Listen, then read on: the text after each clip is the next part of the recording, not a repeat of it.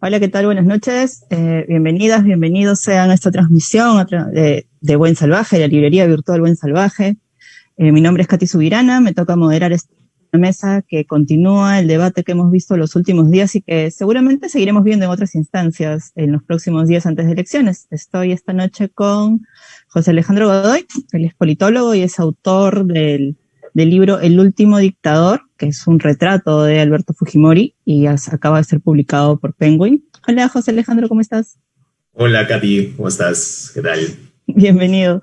Y también con Christopher Acosta. Christopher es periodista, televisivo, y bueno, es autor del libro Plata como cancha, un libro que ha dado mucho que hablar los últimos días, las últimas semanas, pues el personaje involucrado en el libro, que es, pues sabemos, César Acuña, no tuvo mejor idea que pretender sacarlo de circulación. Así que espero que una semana las pues, ventas de un ya buen libro. Christopher, felicitaciones por el libro, bienvenido.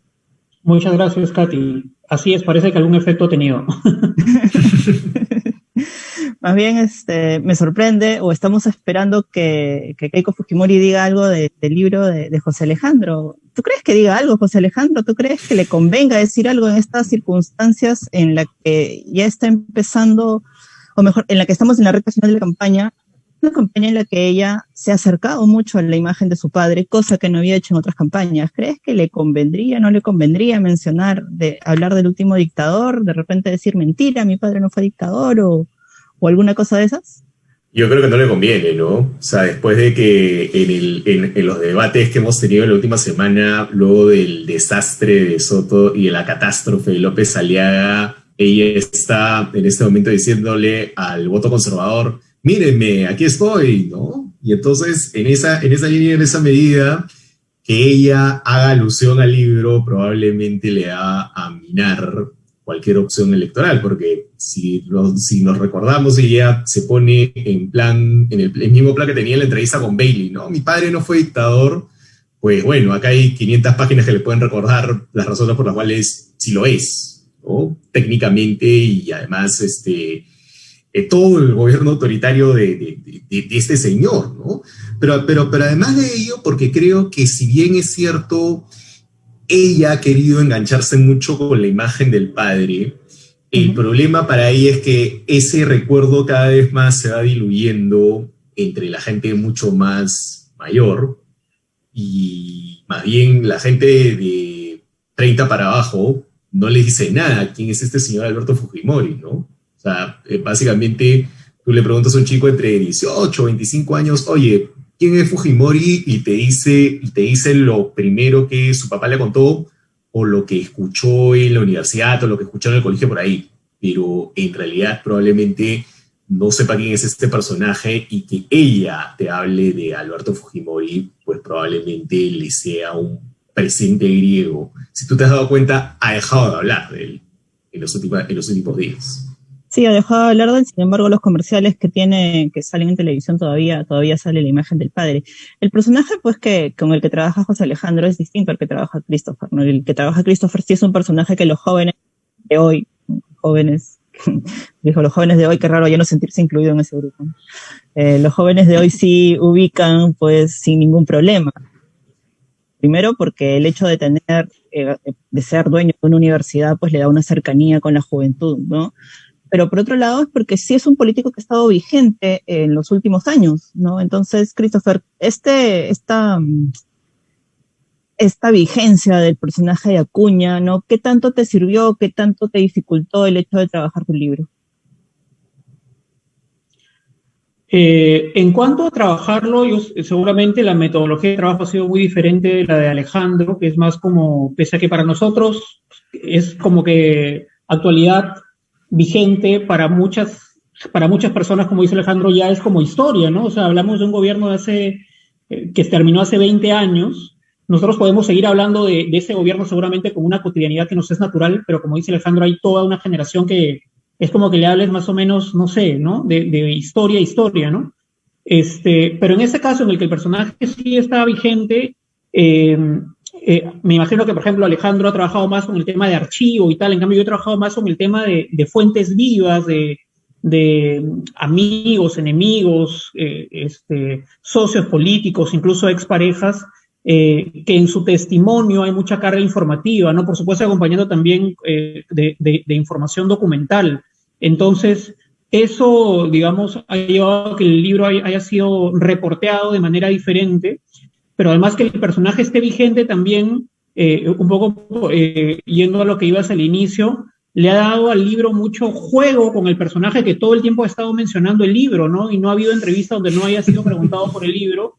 Y además el nombre del libro y la pregunta sobre el libro en la palabra y en la voz de Acuña resulta ciertamente delicioso, ¿no? Porque, digamos, es un personaje que tiene una manera muy particular de expresarse y hay en ese juego constante, en ese ping-pong, creo yo, entre el autor y el político, una vitrina que de alguna manera la gente también creo que incluso disfruta, ¿no? Hay una cosa con Acuña, ¿no? Logra algo que también se ha visto en otros candidatos, pero hoy día hablaremos de Acuña, que logra la cantidad de firmas necesarias para inscribirse, pero creo que el número de votantes no alcanza el número de firmantes, ¿no? O sea, no hay como una correlación entre uno y otro, ¿no? ¿Qué nos puede decir eso de cómo trabaja el candidato o de lo que significa el candidato realmente para la gente?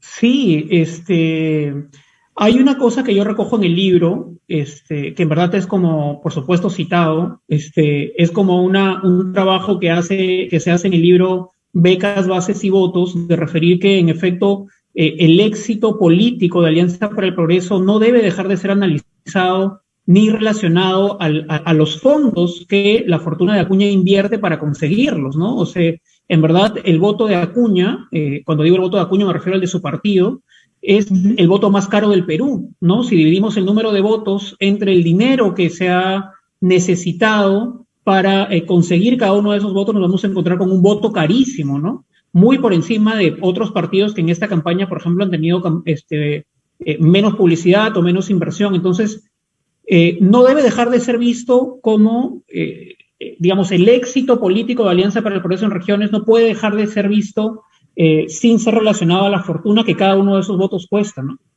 Uh-huh. Es que es distinto al tipo de voto fujimorista, ¿no? El voto fujimorista por muchos años ha sido un voto duro, un voto que ha tratado de encontrar en la dinastía Fujimori, pues, aquello bueno o aquello que hace que los albertistas, pues, todavía crean en Alberto Fujimori. Sin embargo, ahorita estoy viendo un comentario en Facebook, dice, sabemos de Fujimori lo que aprendemos en la preparatoria y lo que nos dicen nuestros padres, ¿no? Sin embargo, creo que también hay una fuente de información importante para esta nueva y bueno, es autor del libro Plata con que es que somos nosotros, o sea, nosotros los que hemos ido a marchar, los que hemos estado hasta en la última elección haciendo marchas diciendo que Keiko no va, ¿no? Uh-huh. Entonces, creo que también hemos sido como que una referencia para ellos, o podemos ser de alguna forma una referencia para ellos, porque los medios al final nos recogen, ¿no? Marcha anti-Keiko, se ve en las redes sociales, que es una nueva forma de información. En ese sentido, ¿tú crees, José Alejandro, que el voto fujimorista, más allá de Hernando de Soto y de se me fue el señor López Aliaga, por un momento me olvidé su nombre, perdón, no he tomado nada, lo juro, no estoy balbuceando tampoco, no estoy leyendo nada tampoco, pero por un momento se me fue su nombre. Pero bueno, más allá de lo que ha significado Hernando de Soto y López Aliaga para Keiko Fujimori, esta pérdida de voto duro fujimorista, ¿tú crees que hay forma de que se recupere? ¿Crees que habría forma de que en realidad se vuelva a crear una camada, una nueva generación de fujimoristas? Yo creo que eso ahora mucho más complicado, porque creo que justamente lo que ha hecho López Aliaga y de Soto es escindir el fujimorismo, porque López Aliaga se ha llevado la parte ciprianesca del fujimorismo, todo ese lado conservador, que ya estaba reptando un poco al lado también de Alan García y otros candidatos con el propio Castañeda, ¿no? Que no en vano Renovación Popular no es otra cosa que Solidaridad Nacional, ¿no? Hay que recordarlo, ¿no? Pero básicamente todo ese grupo conservador que estuvo alrededor de García, que estuvo en el felizmente breve y efímero gabinete Flores Arauz con Merino, y que estaba ahí dándole vueltas a varias cosas, ¿no? La oposición a la Comisión de la Verdad, el tema de tratar de cooptar la Universidad Católica y otras cosas más, ¿no? Entonces creo que esa coalición que en los últimos 10 años estuvo muy metida de pico y patas con Keiko Fujimori, en algún momento dado dice, ¿sabes qué? Esta es la mía, esta señora no va a ser la cruzada antiderechos, antigénero, antiizquierda, antiliberales que nosotros queremos hacer, y tomamos un candidato, ¿no? Pensaban primero en Philip Butters y ahora les ha salido este señor millonario que termina leyendo deplorablemente en un debate presidencial. El caso de Soto es más bien el caso más bien de los técnicos, ¿no? Ellos que creo que en el fondo, ya por una cuestión más bien de clase, terminan subestimando a los Fujimori, ¿no? Dice, bueno, al final nosotros hemos sido los que hemos hecho la reforma económica, vamos a completar el trabajo finalmente, pero lo vamos a hacer nosotros ya sin interpósita persona, y colocas pues al señorón mayor de estas figuras que fue asesoras, trabajadoras o tecnócratas de Fujimori, como es Soto, y básicamente es eso. Entonces, ¿qué le queda al Fujimorismo? Le queda al Fujimorismo básicamente un núcleo muy cercano a Alberto Fujimori y lo que le queda de entorno de Keiko Fujimori, ¿no? Porque tú ves esa lista, es un mix de gente que cree genuinamente en ese proyecto, y el problema que ellos tienen es que tienen dos mochilas muy pesadas. Una es la que se cuenta en el libro, que es la de Alberto Fujimori, y la otra, que es la de Keiko Fujimori, y que creo yo que para que el fujimorismo pueda tener un poco más de vida y no tener este destino que probablemente tenga muy parecido al partido de Leguía o al partido de Odría, probablemente quien tenga que ser el candidato del 26 sea Kenji. Pero viendo un poco las últimas entrevistas de Keiko, me quedaba la sensación de que esta señora está cansada de eso, y que al final, el 11 de abril, 7:02 de la tarde, si pierde, le va a decir, papá, muchas gracias, se acabó. Optimista, te veo optimista. Ahora, tú para hacer este libro has recogido bastante bibliografía, tu investigación ha sido sobre todo documental. ¿Crees que todavía se ha escrito lo suficiente sobre el fujimorismo? ¿Crees que ya podríamos entenderlo? ¿Todavía nos falta escribir más? ¿Todavía nos falta estudiarlo, entenderlo mejor? Porque si estamos hablando de esperar una candidatura al 2026, quiere decir que todavía tenemos para hablar del fujimorismo con o sin Alberto Fujimori. O sea, yo creo que el personaje Alberto Fujimori, como personaje, como gobierno de los 90, de alguna u otra manera, creo que ese ciclo ha terminado. Pero creo que sobre la estirpe Fujimori, es decir, sobre el comportamiento de Keiko Fujimori, cómo es que ese partido que en el 2000 se va con 7% de aprobación, con un presidente renunciando por fax, logra resucitar 2 veces, llegar a segunda vuelta y finalmente volver a caer. Toda esa historia de resurrección y caída todavía está por contarse, ¿no? Hay como, digamos, partes en varios libros, por ejemplo, en el libro de Marcos y Fuentes, Knockout PPK, hay algunas cosas, y hay otras desperdigadas en otros textos. Pero creo yo que todavía esa historia entre el 2000 y el 2021 está todavía por contarse, y creo yo que también puede darnos algunas luces de por qué ese grupo, que lo creamos muerto en el 2000, volvió una y otra vez, y hubo que salir a marchar una y otra vez para evitar que vuelva al poder. Uh-huh. Tú sabes, hoy, discúlpame, Kat, dale, chico, dale. Como se hace en el Congreso, ¿no? Con permiso de la presidencia, tú sabes que en tiene la palabra. Cuando revisaba informes congresales de la época del 2000-2001, estas comisiones investigadoras de los Vladivideos y todo lo que fue el régimen, para encontrar piezas de Acuña que también están ahí, imaginaba que si alguien debía empezar a escribir un libro post-Fujimori, pero siguiendo el fujimorismo o el neo-fujimorismo, que es de Keiko, hay un momento que cuenta un secretario de Montesinos que está presente cuando se emite el video Curi Montesinos, y él en su narración dice que, estando presente, escucha a Montesinos decir, ya nos jodimos. Entonces yo creo que ese debería ser una gran escena para empezar una cosa, digamos, que empiece a contar el fujimorismo desde la caída hasta lo que se ha convertido ahora, ¿no? Te suelto por ahí el datito. De hecho, esa frase la recojo en la parte del capítulo del video, se recoge efectivamente el ya no jodimos de Montesinos. Sí. Sí, o sea, es una historia en construcción en realidad, ¿no? Todavía el fujimorismo o sea, no es muy agradable que sigamos hablando del fujimorismo en este tiempo, pero, o sea, por lo mismo que han pasado más de 20 años y todavía tenemos mucha tela que cortar, pues es entendible pues que el personaje que eligió José Alejandro para su libro. Christopher, aquí en las preguntas del público, una de ellas es, ¿por qué escogiste a Acuña como personaje para desarrollar tu libro? Digamos, no es el único político corrupto que tenemos ahorita, ¿no? Se puede escoger otro también. Sí, pues no, yo creo que de los periodistas que estamos publicando últimamente libros sobre políticos, cada uno tiene alguna relación especial con su personaje, su objetivo.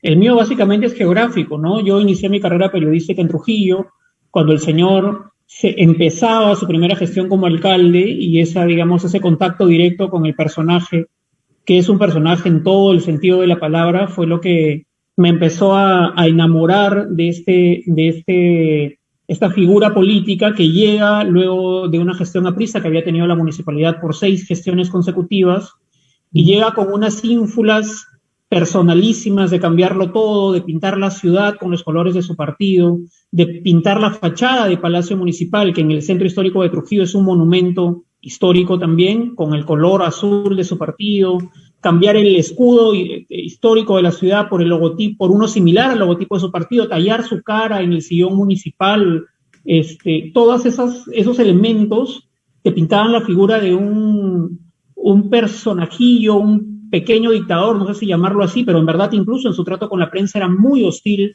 El Acuña que vemos ahora ante medios, y lo recogí mucho en el debate de lunes, en que mucha gente hablaba de ternura, ese señor nos da ternura, ¿no? Y muchos otros lectores de Plata como Cancha decían, oye, te da ternura porque no has leído el libro.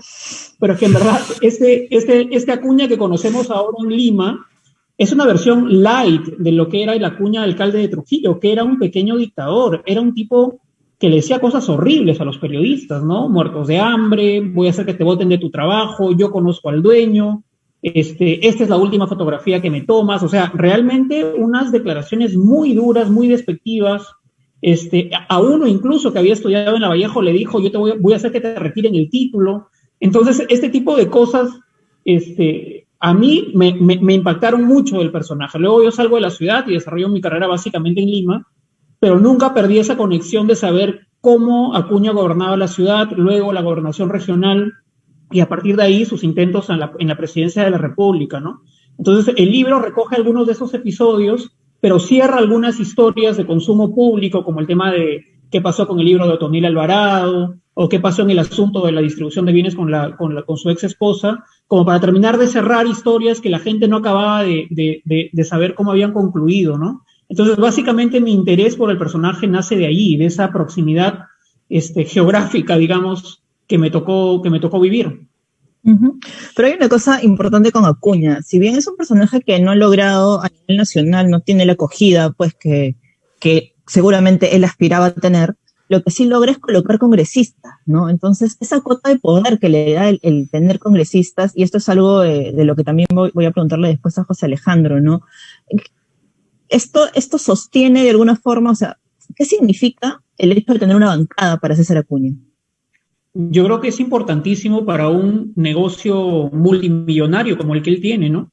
O sea, solo la Universidad César Vallejo tiene activos por 1.500 millones de soles, ¿no? Es una de sus 3 universidades o una de las 3 a las cuales está relacionado, sin contar, digamos, los múltiples negocios en torno a la universidad, de la que él es accionista, trabajador y proveedor de servicios. Entonces, yo creo que un negocio de esa magnitud necesita de alguna manera algún tipo de protección política, que es lo que le brinda su bancada, que en algún momento la hemos visto muy poco convencida de la reforma universitaria, luego un poco como que se allana a ese cambio inevitable, pero hemos visto una serie de industrias en el Perú que buscan algún tipo de representación más encaletada, ¿no? En la política, en este caso como similar a lo que cuenta Alejandro en el caso Fujimori, en que ella asume directamente ese liderazgo, aquí es Acuña también el que da la cara para proteger también de taquito, digamos, un negocio importantísimo en el país como es el de la educación privada, ¿no? Uh-huh. Que hace con menos digamos, éxito Luna, ¿no? Que es, digamos, un personaje muy similar a Acuña, aunque de menor por ahora dimensión. Mira, acá en Facebook preguntan, ¿Richard Acuña es la Keiko de APP? Yo creo que el Keiko de APP debería ser Richard, ¿no? Que va a postular en el 2026. Eso ya es una cosa que está decidida en la interna. Este es el último intento de César Acuña por ser presidente, y a quien le corresponde es a Richard, ¿no? Con lo cual, si es que Keiko se anima... ¿Pero estamos seguros que es el último intento de César Acuña de ser presidente? Sí, ¿estamos seguros? Sí, yo estoy seguro por las fuentes del entorno inmediato. Bueno, él ya tiene 69 años, siempre sale muy maltratado de las campañas, ¿no? La última fue fatal para él, para su imagen, para su negocio universitario. Incluso es una afectación que se recoge y se ve el impacto en los números, ¿no? Hay 500 millones de soles menos que el 2017, y entre el 2016 y 2017 deja de facturar la universidad por tema de ingresantes, porque la universidad se resiente mucho con ligando su imagen a la del candidato, ¿no? Uh-huh. Entonces, en esta campaña, digamos, quizá haya sido menos maltratado, no sé si el libro, cómo él se sienta personalmente con el libro, pero de cada campaña sale como chamuscado, entonces hay ahí un cansancio, y por supuesto hay alguien que esté en la banca esperando su momento, que es Richard, ¿no? Que ya en la próxima elección probablemente sobrepase los 40 años. Sí, con la venia de la presidenta, quiero hacerle una pregunta a Christopher a partir de lo que acaba de mencionar, ¿no? Luego de revisar el libro, que lo devoré, me quedaba la duda y tenía esa impresión de si en el fondo la ley universitaria no fue el gran salvavidas de Acuña, porque tú hablas de estas pérdidas, tú hablas de este impacto de lo político en el negocio, y al final Acuña es súper pragmático de decir, ¿sabes qué? Este modelo de universidad partido, que era el que había tenido y que bien había descrito Rodrigo Barnechea en Becas, Bases y Votos, ya, no me funciona más, desligo universidad de partido, por lo menos en el papel, y de alguna u otra manera trato de salvar mi negocio, a diferencia de lo que pasa con Luna, que Luna trata de salvar todo y pierde todo, ¿no? Luna intenta petardear la reforma universitaria hasta el último momento y termina con lo que ha conseguido, ¿no? Una universidad cerrada. Acuña entiende rápidamente que no va a poder contra ese movimiento, que yo creo que en el Perú el tema de la reforma universitaria, además, por supuesto, de la carga educativa, tiene como un sentido de una generación que pide este tipo de reformas y de profesionalismo en las cosas o en los servicios del Estado, y Acuña termina entendiendo que no va a poder contra eso, ¿no? Y como tú dices, con mucho pragmatismo dice, por acá ponen a la cabeza a Beatriz Merino, una figura importantísima, digamos, no hay que presentarla mucho, y ella tiene, digamos, la tarea de construir esa muralla china entre el partido y la universidad, que yo creo, para ser justos, que de alguna manera ha conseguido, ¿no? Todavía no del todo, pero sí, la Universidad César Vallejo de estos años no es la Vallejo del 2015-2016, que básicamente era un local de Alianza para el Progreso con otro logo, ¿no? Lo de ahora, digamos, es una universidad que se está encaminando, creo yo, lo digo con mucha justicia, a, digamos, cada vez ser más profesional.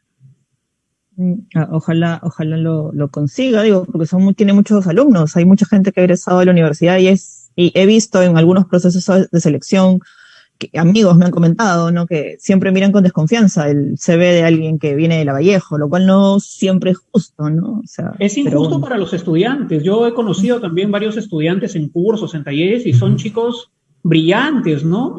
Pero que sí cargan con la mochila, de manera injusta, insisto, del dueño de la universidad queriendo ligar constantemente su imagen personal y política a la de una universidad, y termina consiguiendo el efecto contrario, ¿no? Estos spots de la raza distinta y tal. Entonces, golpeas a Acuña y golpeas a la universidad, y para muchos docentes, profesionales, estudiantes, no es de justicia, ¿no? Exactamente. Regresando al tema de la bancada, José Alejandro, acá también hay un comentario en Facebook que dice, yo creo sinceramente que Keiko está concentrada solo en jalar votos para el Congreso. O sea, Keiko Fujimori en el Congreso pasado tuvo un poder muy especial en el Congreso, a pesar de no llegar ella a ser presidenta. Tuvo una bancada muy fuerte, tomó muchas decisiones, muchas de ellas, casi todas equivocadas.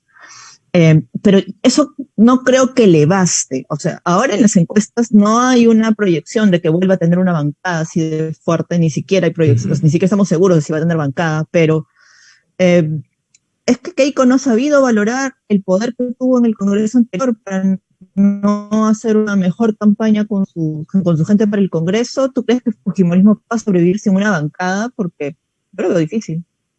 A ver, yo creo que ella hace con la bancada del 2016 al 2019 lo mismo que hizo su padre con la bancada del 95 al 2000. Una serie de atropellos, una serie de minar la institucionalidad, de ponerle cabe a todo lo que no fuera fujimorismo.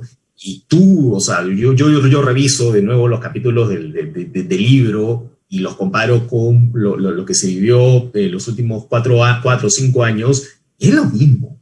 Es exactamente el mismo modus operandi, incluso hasta las mismas caras en muchos casos, ¿no? Entonces, creo yo que hay algo allí como marca de fábrica que hace que cuando este grupo tenga esa mayoría parlamentaria o una mayoría parlamentaria se comporte de esa manera prepotente, a la bruta, sea gobierno o sea oposición. Entonces yo creo que ahí tiene un problema de chip interno. Creo también que el fujimorismo va a tener una bancada probablemente muy parecida, tanto en número como en tono a la que ha tenido en este Congreso, ¿no? O sea, tú vas a tener probablemente gente, no va a estar un Díaz Columbus, pero probablemente vas a tener a, no sé, a Galarreta, y en lugar de Carlos Mesía, de repente vas a tener a Rospigliosi o a Nano Guerra, ¿no? Pero vas a tener el mismo tono, ¿no? Ese tono de defensa de la Constitución del 93, alguna cuestión populista en materia económica por ahí, pero básicamente creo que va a ser una bancada de blindaje. O sea, no hay que olvidar que la señora Fujimori entra ya a un juicio oral. O sea, entra a un control de acusación de juicio oral en donde vamos a discutir si es que hubo o no lavado de activos.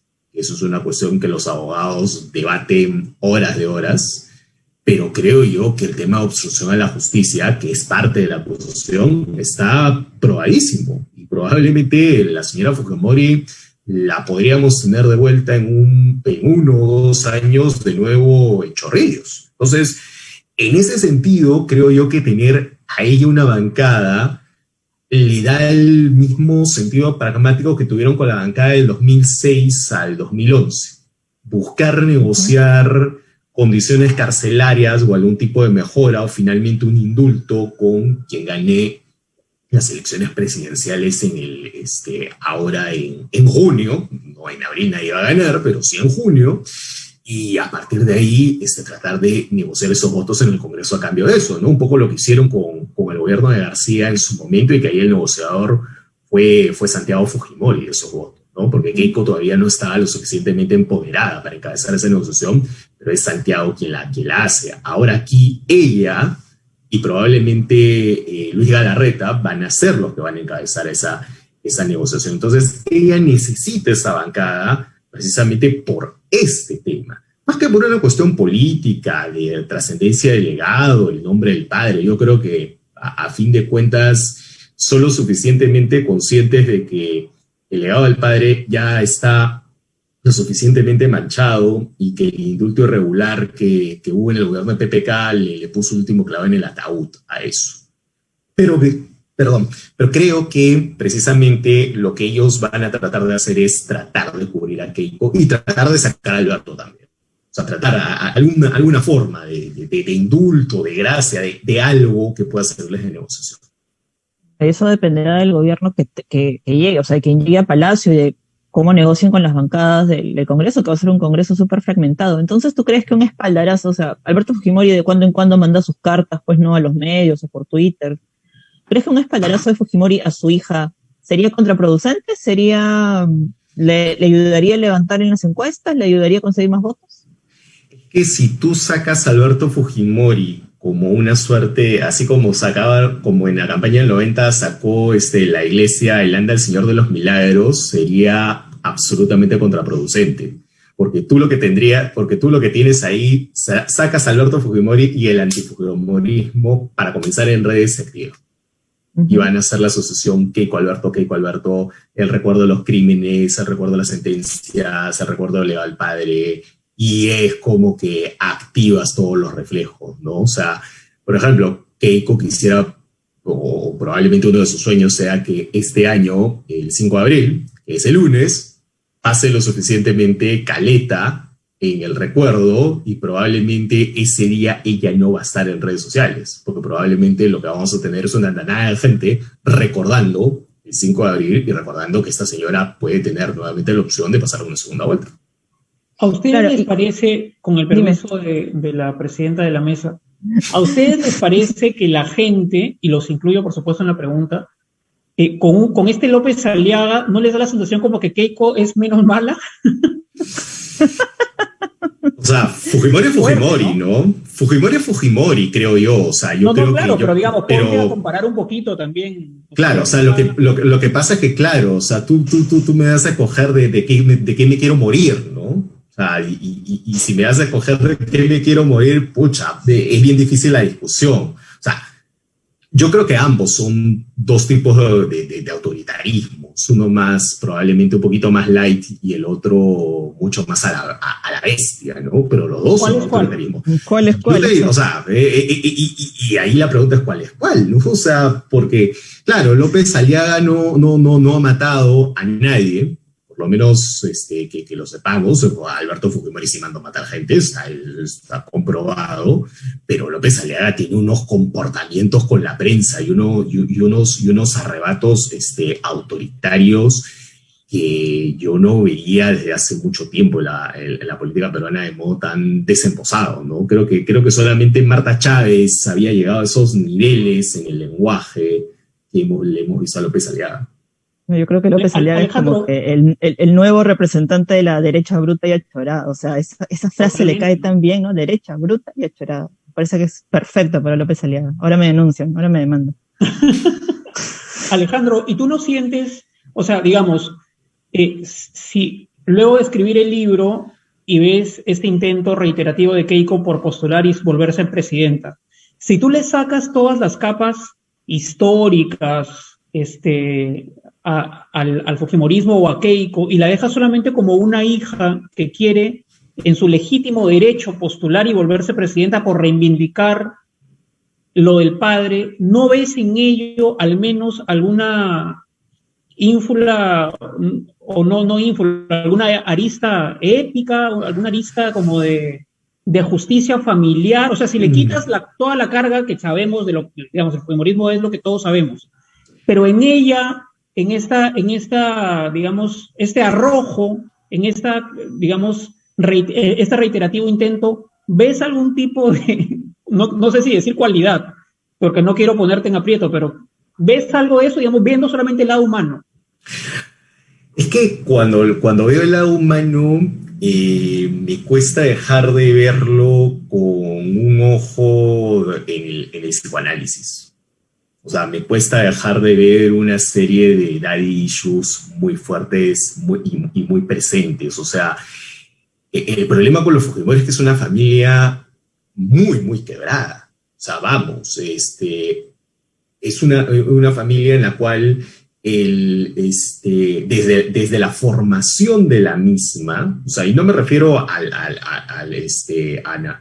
Naoichi Mutsue llegando en embargo en 1934 desde Japón, sino me refiero a 1974, la formación del matrimonio Fujimori-Iguchi, ¿no? O sea, un matrimonio que se forma con la oposición abierta de los Iguchi frente a alguien que consideraban un ateísmo, que no cumple con los cánones de lo que para un importante sector de los Nikkei era alguien como Fujimori, debía ser alguien como Fujimori, alguien que debía ser más bien alguien exitoso en los negocios. Es más, hay la versión de que ni siquiera le dan como ha sido hasta hace muy poco tiempo dentro de la usanza de la colonia, una importante cantidad de dinero para formar el negocio propio, que era parte de una tradición interna de la colonia Nikkei, ¿no? Y es una familia que crece a partir y que desde el enamoramiento de Alberto con Susana es un enamoramiento raro, ¿no? O sea, es como que Alberto llega y le pone problemas de matemáticas, ¿no? O sea, es lo menos romántico del mundo, ¿no?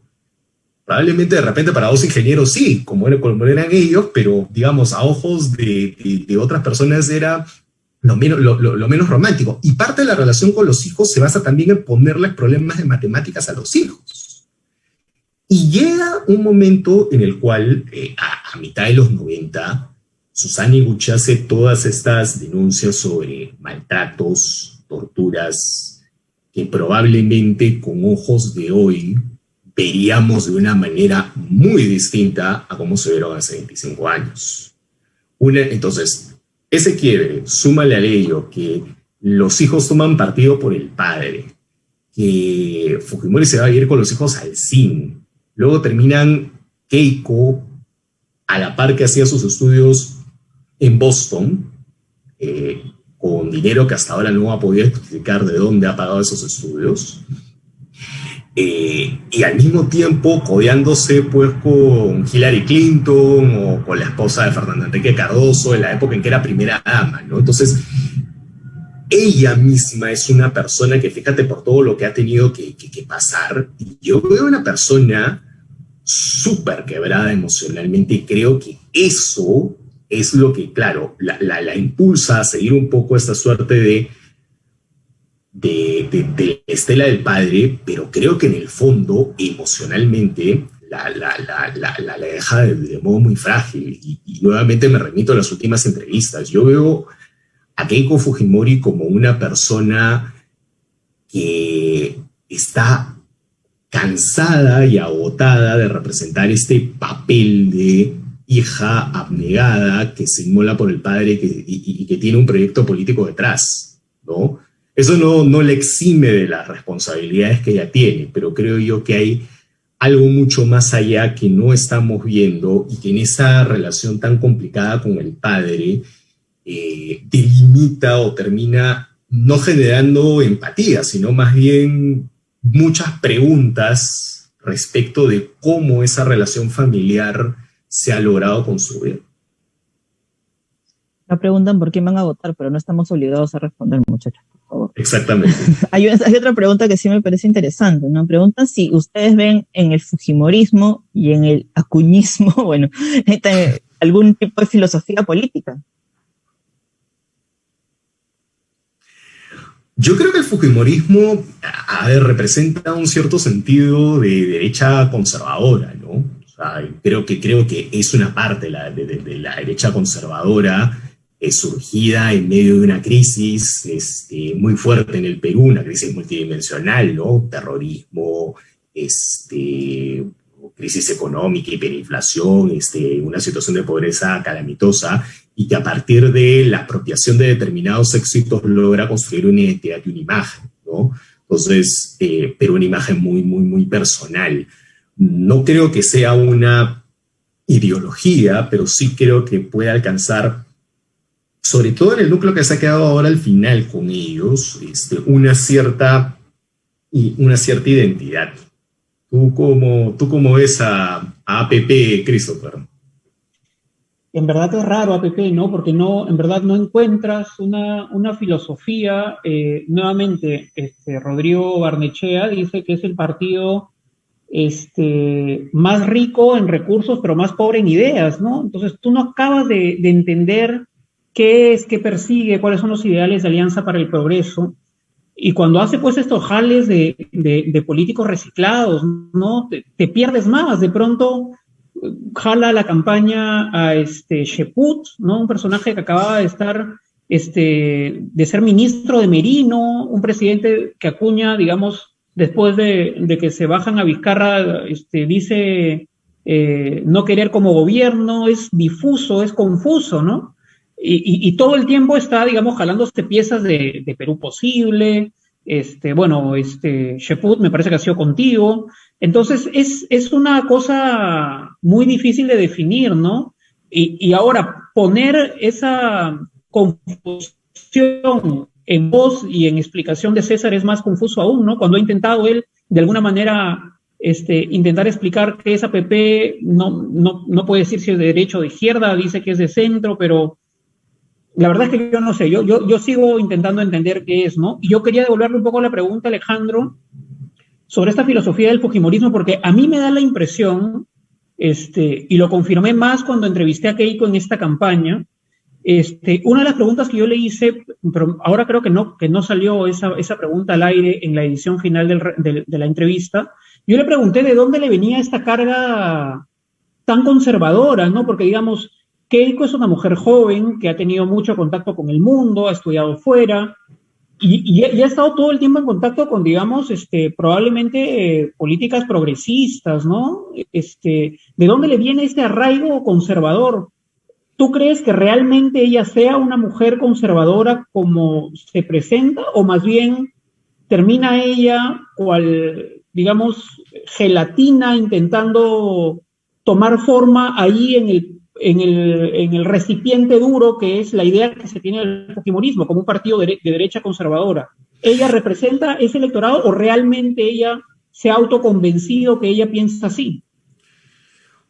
No tengo todavía una respuesta definida para eso, y ahí voy a introducir un elemento un poquito más personal y un disclaimer que hago en el libro, ¿no? O sea, yo estudié en el mismo colegio de Keiko Fujimori, entonces más o menos sé el tipo de formación escolar que ha tenido, ¿no? Y tú ves a sacerdotes de ese colegio como Gastón Aratea o Hubert Lancier, y tranquilamente cualquier fujimorista promedio los hubiera calificado de caviares, ¿no? Y en términos de educación sexual y reproductiva, vamos, en el colegio te hablaban de métodos anticonceptivos del modo más natural y normal. O sea, no estábamos en un colegio, no estábamos en uno de los colegios de López Aliaga, ¿no? Entonces, creo yo que, digamos, por ese lado no va. Mi hipótesis es que ella encuentra una figura espiritual no en Galatea ni en Lancier, a pesar de que en algunas entrevistas recientes lo ha mencionado Lancier, sino en Cipriani, ¿no? Cipriani, desde que ella era primera dama, se vuelve una suerte de mentor en alguien que también representa para ella un soporte en el breve enfrentamiento que tiene con Montesinos en el 2000. Y ella tiene una relación de amistad personal con Cipriani. Creo que viene por ahí todo eso. Y el otro eslabón de la cadena, el otro eslabón conservador, es Ana Vega, ¿no? Ana Vega, que es una señora que comienza su vínculo con Keiko a partir de la fundación valga la redundancia, una fundación cardioinfantil, y que se convierte poco a poco en la principal asesora de Keiko. Y digamos, es una señora que, como muchas señoras, probablemente nuestra mamá, nuestra tía, viste hábito morado en octubre, todo el tiempo. Entonces eso te da una idea de ese tipo de perfil. Y gracias a Ana Vega llega alguien como Pierre Figari, que tiene también ese mismo lado conservador. Y luego ha estado Vicente Silva Checa, que en el tiempo que estuvo en la cárcel por los eventos de Cable Canal de Noticias, que un pequeño canal de cable que tenía Expreso y que le terminan comprando la línea editorial Montesinos, uno de los casos por los que Fujimori además está condenado.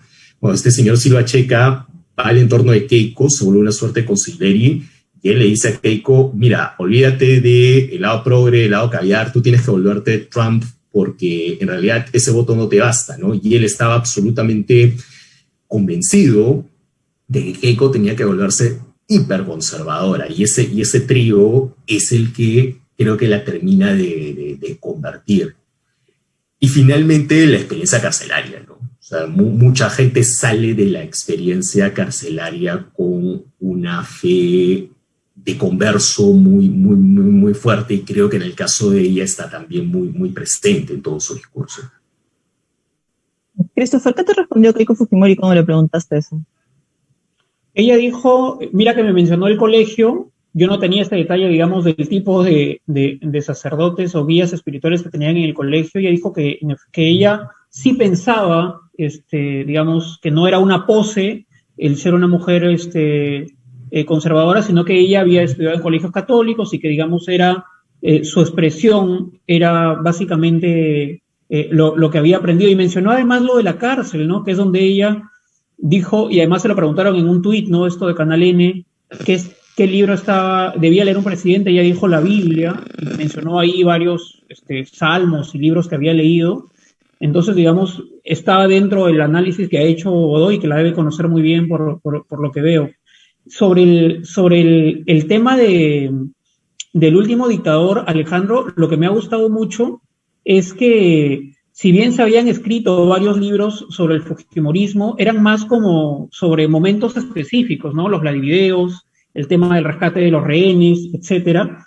Pero a mí lo que me gusta del último dictador es que funciona como una enciclopedia del fujimorismo, ¿no? En donde los alumnos, cuando les toque hacer la tarea, vas y buscas en el capítulo exacto qué dato, qué cifra, qué fecha colocar en la tarea que te deje el profesor. Eso me ha gustado mucho, pero además que, digamos, el recuerdo que tenemos del fujimorismo, yo estaba en el colegio cuando el fujimorismo, los tres. Los tres estábamos en el colegio cuando estábamos en el fujimorismo, pero digamos, te quedan más, como que los recuerdos más marcados son como que los momentos súper duros, ¿no? Cantuta, Barrios Altos, los Vladivideos, el 5 de abril, pero hay otros elementos en el libro, por ejemplo, el tema del cólera, ¿no? La campaña contra el cólera del gobierno fujimorista, yo no lo recordaba o no lo tenía en la cabeza con ese nivel de detalle. Entonces, del libro me gusta mucho esa recopilación, no solamente de los momentos como claves del fujimorismo, sino otros que se han ido diluyendo en la memoria de quienes hemos vivido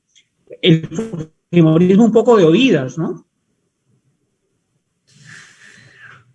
Claro, ahí un poco el intento ha sido tratar de recopilar piezas, ¿no? Es armar un rompecabezas y no solamente quedarte pues con Barros Altos, Cantuta, los atropellos democráticos, la crisis de los rehenes, la paz con el Ecuador, ¿no? Lo grandecito, lo de Fujimori, ¿no? Sino también por momentos contar algunas suerte de escenas de la vida cotidiana, ¿no?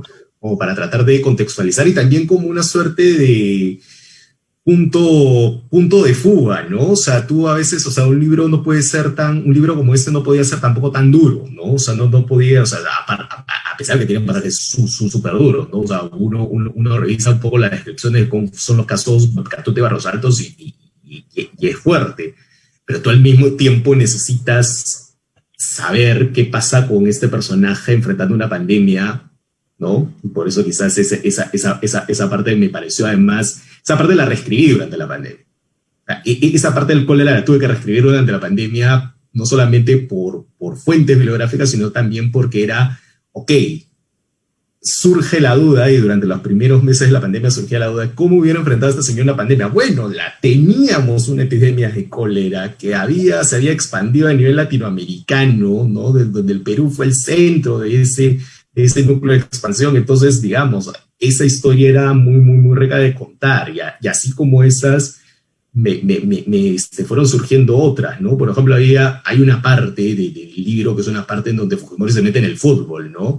Y yo, revisando libros de fútbol, que es algo que a mí me gusta leer, encuentro una cita deliciosa de Maradona haciendo referencia a cómo no lo dejaban entrar a Japón, y cómo a Fujimori, pese a todos los crímenes que había cometido, no solamente lo dejaron entrar a Japón, sino que además lo cobijaban, ¿no? Era cuando Maradona no lo dejaron entrar en el Mundial del 2002, que se hizo allá en Asia. Están pidiendo una adaptación de tu libro en formato serie, José Alejandro, así que puedes ir vendiendo los derechos a Netflix, ¿no? Puedes ir hablando con Tondero de repente. Chicos, aunque la conversación está súper chévere, creo que en un ratito más le cortamos para que todos se vayan felices a su casa. Pero antes de eso hay un par de preguntas, ¿no? Que una de ellas es si se puede hablar de dinastías como patrón en la política peruana, ¿no? Los Fujimori, los Acuña, tal vez los Humala, bueno, los Humala no creo, pero bueno. Los Luna, ¿no? Los Luna. Los Cáceres Velázquez, ¿no? Los Cáceres Velázquez en su momento, ¿no? Que eran a ellos le decían en su momento los Kennedy del Sur como a Los Acuña le decían, les han dicho los Kennedy del Norte en algún momento, Christopher.